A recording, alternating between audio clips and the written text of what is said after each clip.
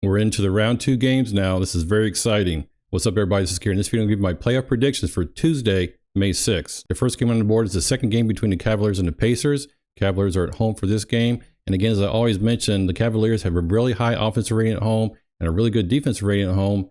But that didn't stop the Pacers from winning this first game outright. In fact, the Pacers looked really dominant in that game.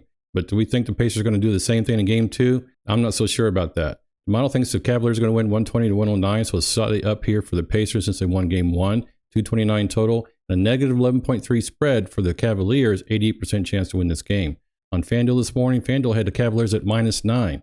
This is about where it was in game 1. So why are the Cavaliers favored by about the same number of points as they were in game 1 when they just got beat in that game by the Pacers? I don't think it's just because Darius Garland might play. I think the Cavaliers are probably fully awake now, so after their beat down of the Heat in round 1, they know now they're going to have to bring their A game and make some adjustments in order to beat the Pacers here at home. So since my model thinks this is a negative 11.3 spread and it's only -9 on FanDuel, I'm going to make that my first best bet. Cavaliers to cover the spread. And one of the things that happened in game 1, if you watch that game, the Pacers were very hot from beyond the arc. They made 19 of 36 3-pointers. 52.8% of their 3-pointers went in. You think that the Cavaliers with good defense would guard the 3-point line better. Andrew Nembhard went 5 for 6 from 3-point line, 83%. And Aaron Nesmith went 4 for 6, 67%. So these two guys alone went 9 for 12. And a lot of their shots were wide open shots. I really don't understand what the Cavaliers were doing, leaving these guys open. Now take a closer look over here at Andrew Nembhard.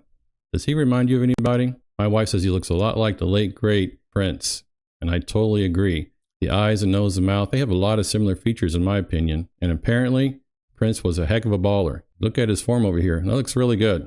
So maybe there's a connection here between Nembhard and Prince. I don't know.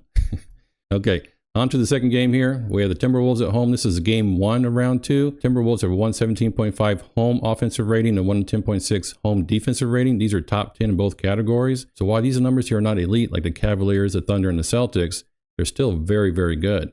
So the model thinks the Timberwolves are going to win 109 to 106 for a 215 total. Negative 3-point spread here and a 62% chance of winning for the Timberwolves. According to FanDuel this morning, the Timberwolves are favored by 7 points. That's a lot of points, but I think I know why. The Golden State Warriors just got out of a grueling 7-game series with the Houston Rockets in round 1, and they just played on Sunday night. So I actually think the Warriors are going to come in here kind of tired. We saw 3 upsets here in the game 1 of round 2. I just don't think that's going to happen in this game. I think the Timberwolves are young, they're rested. So I think the -7 is actually a pretty good point spread here, but I'm going to lean towards taking the over in the total here, 215 for the model and only 209.5 for FanDuel. So I'm actually going to make this my second best bet. I'm going to take the over in the Warriors versus the Timberwolves. Hope you enjoyed this video. Can't wait for these games tonight, May 6th. Good luck on your best bets. Let's go.